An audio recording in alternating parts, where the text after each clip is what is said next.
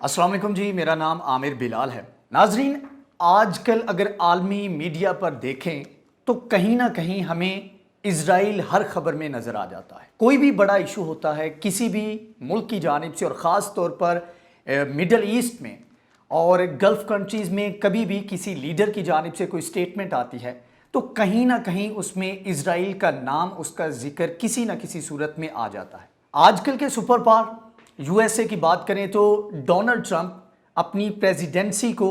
इसके ऊपर स्टेक पे लगाया हुआ है, सिर्फ इस बात के ऊपर कोरोना जो कि सबसे ज़्यादा केसेज है वहाँ पर, उसके ऊपर इतना ध्यान नहीं दे रहे जितना वो इस बात के ऊपर ध्यान दे रहे हैं कि किस तरह इज़राइल को तस्लीम करवाना है अरब कंट्रीज से। सऊदी अरब की बात करें तो सऊदिया भी किसी ना किसी तरीके से इस चीज़ में इन्वॉल्व नज़र आता है, और वो जिस तरह कहते हैं कि बात मानने से पहले अपना भाव ताव जो करते हैं और अपना जो है रेट बढ़ाने वाली बात करते हैं, तो वो उस तरह की बातें और हरकतें करता सऊदी अरब हमें आजकल नज़र आ रहा है। जबकि अगर देखा जाए ईरान की बात करें तो ईरान के ऊपर इल्ज़ामात लगते हैं तो उसमें भी इज़राइल का नाम आता है। पाकिस्तान की बात करें तो पाकिस्तान की जब बात की जाती है तो उसमें भी किसी ना किसी तरीके से इज़राइल का नाम आता है। तो आज हम बात करेंगे कि इज़राइल क्यों इतना मुश्किल में है इस चीज़ को लेकर के उसको जो मुस्लिम कंट्रीज़ हैं और ख़ास तौर पे जो गल्फ़ स्टेट्स हैं वो उसको तस्लीम करें,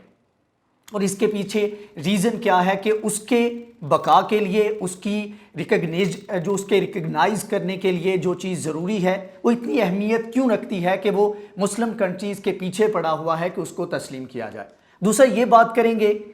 कि कौन से कंट्रीज़ हैं, कौन से अरब वर्ल्ड में जो मुल्क हैं ऐसे हैं कि जो कि लाइन में खड़े हैं या जिनके ऊपर थोड़ा सा प्रेशर पड़ेगा तो वो इज़राइल को तस्लीम कर लेंगे,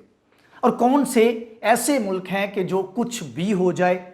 वो इज़राइल को तस्लीम नहीं करेंगे, और उसकी हम आपको रीज़न्स भी बताएंगे। सबसे पहले बात कर लेते हैं कि इज़राइल के लिए ज़रूरी क्यों है कि वो मुस्लिम कंट्रीज़ को चाहता है कि वो उसके वजूद को तस्लीम करें। तो इसके लिए हमें थोड़ा सा रिलीजियस साइड पे देखना होगा कि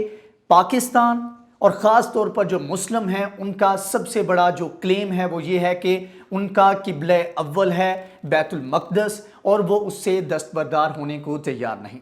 और तकरीबन 900 साल से ज़ायद अरसे तक के लिए मुसलमानों ने उस इलाके पे और बैतुल मक़दस के ऊपर उनका कब्ज़ा रहा है, और वहाँ पर वो अपनी नमाज की अदायगी करते रहे हैं। लेकिन इज़राइल जो है, जो कि समझता है और उसके बिलीफ का हिस्सा है, उसके मज़हब में है, उसके जो भी उनका प्लान है अपनी ग्रेटर वर्ल्ड का, उसके प्लान का हिस्सा है कि वो वहाँ पर मुक़द्दस ज़मीन उसको समझते हैं, वहाँ पर उनका अपना घर हो, और इसीलिए वो शुरू से कोशिश कर रहे हैं कि किसी तरीके से वहाँ पर वो अपने वजूद को कायम रखने के लिए उसको लेजिटिमेट कर लें, उसको एक कानूनी शक्ल दे लें, जिसके लिए सिर्फ मुस्लिम कंट्रीज़ वाहिद ऐसे मुल्क हैं जो कि उसमें रुकावट है। क्योंकि ईसाईयत भी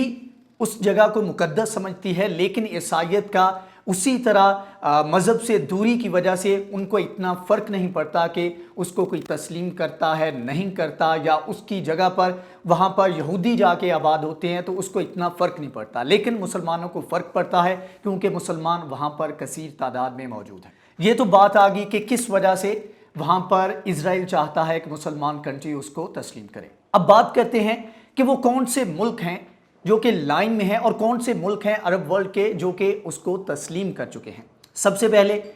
बात करते हैं यूएई की। यूएई की जानिब से तस्लीम किया जाता है राइट आफ्टर जब बैरूत में धमाका होता है, एक्सप्लोजन होता है, और इल्ज़ाम आयद किया जाता है इनडायरेक्टली इज़राइल के ऊपर कि वो इसमें इन्वॉल्व हो सकता है। तो ये दुख और ये गम जो था वो मुसलमानों के दिलों में था कि इसी दौरान 4 अगस्त को ये बैरूत में धमाका होता है, और 4 अगस्त के तकरीबन 10 दिन के बाद तस्लीम कर लिया जाता है इज़राइल को यूएई की जानिब से। और उसके साथ फिर बाद में जाके 10 सितंबर को एक और विकेट गिरती है और बहरीन की जानिब से भी तस्लीम कर लिया जाता है इज़राइल को। अब उसके बाद اگر اس میں ساری چیزوں کو دیکھا جائے تو یو اے ای کے تعلقات سعودیہ کے ساتھ بہت اچھے ہیں. اس کے بعد بحرین اس پوزیشن میں تھا کہ وہ وہاں پر انکار نہیں کر سکتا تھا، اور ایسا کیوز وہاں پر ان کے ملک میں پیدا کیا گیا کہ وہاں کے جو حکمران تھے انہوں نے اپنا اقتدار بچانے کے لیے، چیزوں کو نارملائز کرنے کے لیے انہوں نے اپنا سر تسلیم خم کر دیا اور ان کی جانب سے تسلیم کر لیا گیا اسرائیل کو. اب دوسری جانب آئیں تو اس تمام تر سینیریو میں آپ کو سعودی عرب پیچھے کھڑا نظر آئے گا، اور وہ ایسے ہی سمجھ لیں کہ ایک شرارتی، ایک خود غرض بڑا بھائی جو کہ اپنے مطلب کو سب سے پہلے رکھتا ہے، وہ اپنے چھوٹے بھائیوں کو، چھوٹے بہن بھائیوں کو آگے لگایا ہوا ہے اور وہ ان کو قربانی کا بکرا بنا رہا ہے، اور یہ اسیس کر رہا ہے کہ اس کے اوپر وہاں پر مسلم ورلڈ میں سے کس طرح کا ری ایکشن آتا ہے، ان ملکوں میں سے کیا ری ایکشن آتا ہے. اور ابھی حال ہی کے انٹرویو دیکھ لیں، حال ہی کے جو کوریج ہے سعودی عرب کے جو میڈیا کی وہ دیکھ لیں، تو یو اے ای کے جو ڈیل سائن کی گئی ہے ریسنٹلی اسرائیل کے ساتھ، تو اس کو اپریشیٹ کرتے نظر آتے ہیں. اور ایم بی ایس کا بیان اگر دیکھا جائے جس میں ان کی جانب سے کہا گیا تھا کہ ہمیں تسلیم کرنا چاہیے اس حق کو کہ یہودی بھی حق رکھتے ہیں کہ ان کی اپنی زمین ہو، ان کا اپنا ایک علاقہ ہو، اپنا ملک ہو. تو اس کے بعد آپ دیکھیں گے کہ جب بیروت میں دھماکہ ہوا اس کے بعد بحرین کی جانب سے اور یو اے ای کی جانب سے تسلیم کیا گیا، تو ایک دم سے بیان آیا کہ جی ہم تو کچھ نہیں کریں گے، ہم نے تسلیم نہیں کرنا جب تک فلسطینیوں کو ان کے حق نہیں ملتا، یا 2 اسٹیٹ جو ان کا ایجنڈا ہے اس کے بارے میں کوئی فیصلہ نہیں ہوتا. اور یو اے ای کی جانب سے بھی یہی بات کو رکھ کر ایگریمنٹ کیا گیا تھا، لیکن اس میں نہ تو فلسطینیوں کو شامل کیا گیا تھا، اور ابھی جو آگے ان کے جو ڈیولپمنٹ کے پروجیکٹ سائن کیے جا رہے ہیں تو اس میں فلسطین کا نام تو سرے سے ہے ہی نہیں. اور ابھی حال ہی میں 2-3 دن پہلے کا بیان ہے کہ سعودی آفیشل کی جانب سے یہ بیان دیا گیا کہ یہ فلسطینی جو عرب ورلڈ کے بارے میں، عرب ورلڈ کے جو لیڈر ہیں ان کے بارے میں جو اپنی زبان استعمال کر رہے ہیں، یہ انتہائی غلط ہے. اور ان کی جانب سے یہ کہا گیا یہ تو ہے ہی ایسے کہ یہ دوسروں کے اوپر الزام عائد کرتے ہیں، لیکن یہاں پر اگر بیک گراؤنڈ میں جایا جائے تو او آئی سی کا جو کہ 58 مسلم ملک اور ساتھ میں دیگر ممالک کے قیام کے بعد تشکیل اس کی ہوتی ہے، تو اس کا ایک مین اور سول پرپس جو تھا وہ یہ تھا کہ فلسطینی جو لوگ ہیں ان کو ان کا حق دیا جائے گا. لیکن آج دیکھیں کہ جس نے یہ سارا لوگوں کو اکٹھا کیا، مسلم ورلڈ کو اکٹھا کیا، تو وہ آج خود ہی اپنے قدم پیچھے ہٹاتا ہوا نظر آتا ہے. اور یہی وجہ ہے ناظرین، اس میں ابھی میں آپ کو بتاتا چلوں کہ اس میں یہ دیکھنا ہوتا ہے، بہت ساری چیزیں ہوتی ہیں جو کہ اسٹیٹ لیول پہ آ کر بتائی نہیں جاتی، اور اندر کھاتے وہ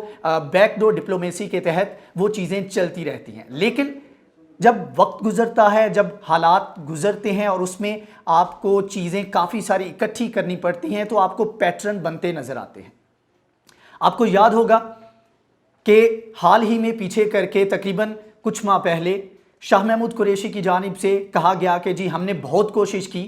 کہ مقبوضہ کشمیر کے معاملے کے اوپر او آئی سی اپنا اجلاس طلب کرے اور ہمارے سٹانس کو سپورٹ کرے، لیکن او آئی سی کی جانب سے اس کے اوپر نہ تو اس طرح اجلاس طلب کیا گیا، نہ ہمارے موقف کو تسلیم کیا گیا اور نہ ہی سپورٹ کیا گیا.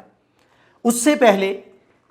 آپ کو یاد ہوگا کہ ہمارے میڈیا میں یہ بات اور بحث سوشل میڈیا پہ بہت زیادہ چلی تھی کہ اسرائیل کو تسلیم کیا جائے، اور یہ بھی الزام عائد کیا گیا تھا کہ وزیر اعظم عمران خان اسرائیل کو تسلیم کرنے کے لیے باقاعدہ طور پر سوچ رہے ہیں اور اس کے اوپر بات چیت چل رہی ہے. اور انہی دنوں میں یہ بھی الزام عائد کیا گیا تھا کہ جی ہم نے پاکستان میں وزیر خارجہ شاہ محمود قریشی نے جان بوجھ کر حالات خراب کیے ہیں، اپنے تعلقات خراب کیے ہیں سعودی عرب کی جانب سے، جو کہ ہمارا بہت پرانا دوست ہے، ہمارا الہی ہے، تو ہم نے جان بوجھ کے ان کے ساتھ تعلقات خراب کیے ہیں. تو ناظرین یہ اتنا سمپل نہیں تھا جتنا نظر آتا ہے. اس کے لیے ہمیں دیکھنا ہوگا کہ اسرائیل کا موقف کیا ہے اور اسرائیل اس وقت اس چیز کو کس طرح سے دیکھ رہا تھا. 11 ستمبر کو ایک آرٹیکل چھپتا ہے، اور یہ تقریباً وہ وقت تھا جس میں یو اے ای تسلیم کرنے جا رہا تھا، تقریباً 3 دن پہلے کی بات ہے، تسلیم کرنے جا رہا. تو اسرائیل کا سب سے پرانا اخبار ہے ہاریٹس کے نام سے، تو اس میں آرٹیکل چھپتا ہے، اس میں وہ کہتے ہیں کہ اگر پاکستان اسرائیل کو تسلیم کرنے کی جو ان کا اقدام ہے اس کو ریجیکٹ کرتا ہے تو وہ اپنے ملک کی جو عوام ہے ان کی زندگیوں کو خطرے میں ڈالے گا. انہی الفاظ کے ساتھ وہاں پر ہیڈ لائنز لگتی ہے، اور یہ 3 دن پہلے یو اے ای کے تسلیم کرنے سے 3 دن پہلے یہ وہاں پر یہ آرٹیکل اس کے اوپر باقاعدہ چھپتا ہے. और यही वो दिन थे जब बातें चल रही थी कि इजराइल को तस्लीम करने के लिए पाकिस्तान में चीज़ें चल रही हैं, और बाद में ये भी खबर आई कि सऊदी अरब ने अपने जो पैसे जो डिफर पेमेंट के ऊपर हमें उसने ऑयल फ्राहम किया था और तकरीबन $3 अरब का जो उसने हमें रिलीफ दिया था, वो उसमें से उसने अपने पैसे वापस मांगे थे। और बाद में इसके ऊपर कंफर्मेशन तो नहीं, लेकिन ये था कि चाइना ने फिर हमारी मदद की और हमने चाइना से पैसे लेके हमने सऊदी अरब को वापस किए, लेकिन हमने इनकार कर दिया कि हम किसी भी सूरत में तस्लीम नहीं करेंगे इजराइल को, अपार्ट फ्राम कि हमारा स्टांस क्या है। लेकिन ये भी हमें याद रखना होगा कि इजराइल ने बहुत से मौक़ों के ऊपर भारत की मदद की है। अगर आप थोड़ा सा बैक जाएं तो 1987 के करीब जबकि पाकिस्तान का प्रोजेक्ट जो एटॉमिक बॉम्ब बनाने का प्रोजेक्ट चल रहा था, तो उस वक्त के आर्टिकल अगर आप उठा के देखें और उसके बाद कुछ रिपोर्ट्स हैं उनको अगर देखा जाए तो उसमें इजराइल की जानिब से फोर्स किया गया, दबाव डाला गया भारत के ऊपर कि जो पाकिस्तान की एटॉमिक फैसिलिटीज़ हैं उन पर अटैक किया जाए, और उसमें उसकी जानिब से मदद की यकीन दहानी भी करवाएगी, लेकिन भारत के इनकार की वजह से ये काम नहीं हो सका था। और अब अगर देखा जाए तो इजराइल अपनी पूरी कोशिश कर रहा है कि किसी तरीके से सऊदिया को अपने घेरे में लेके आए, और उसके साथ साथ एक लॉन्गर प्लान के तहत वो भारत के साथ अपने ताल्लुकात को मज़ीद बेहतर बना रहा है। और यही वजह है कि पाकिस्तान को भी इसमें थोड़ी सी मुश्किलात, थोड़ी नहीं बल्कि काफ़ी ज़्यादा मुश्किलात पेश आ सकती हैं, क्योंकि पाकिस्तान इस वक्त पानी के क्राइसिस से काफ़ी ज़्यादा मुश्किलात का शिकार है। शायद जब ये बातचीत चल रही होगी बैकडोर डिप्लोमेसी के तहत, तो ये पाकिस्तान को ऑफ़र की गई होगी कि इजराइल जो कि पानी के डीलिंग के हवाले से, पानी के जो मामलात हैं उनको बेहतर अंदाज में, उसके पास टेक्नोलॉजी है और इस हवाले से उसके पास बेहतर एक्सेस है, तो उसकी जानिब से ऑफ़र भी किया गया होगा कि हम जी आपको इस क्राइसिस से निकाल लेंगे, आप हमारी बात मान लें, हमें तस्लीम कर लें। लेकिन जब पाकिस्तान की जानिब से इनकार किया गया तो यूएई, इजराइल और भारत की जानिब से एक ट्राइका बनाया गया, जिसमें पानी, एग्रीकल्चर और दीगर मामलात के ऊपर तावन को मज़ीद बढ़ाने के ऊपर बातचीत की गई। और इसको आगे आने वाले वक्त में, इससे पहले भी एक वीडियो में हम बता चुके हैं कि किस तरह पाकिस्तान के लिए ये चीज़ आइंदा आने वाले वक्त में ख़तरा बन सकती है।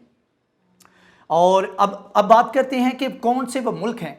इसमें आपको बताते चलें कि जो सऊदी अरब है, जब वो अपने उन मुल्कों को, जिसमें बहरीन तो तस्लीम कर चुका, यूएई उसमें आ गया, उसके बाद बहुत कम कंट्रीज़ रह जाते हैं जो कि अगर तस्लीम कर लेते हैं तो बाकी बाद में जो गल्फ स्टेट्स के 22 मुल्क हैं उनमें से ईरान को निकाल दें, पाकिस्तान को निकाल दें और कतर को निकाल दें, तो तकरीबन सब मुल्क जो है इजराइल के सऊदी अरब के पीछे चलेंगे और इजराइल को तस्लीम कर लेंगे। अब उन 3 मुल्कों की बात करते हैं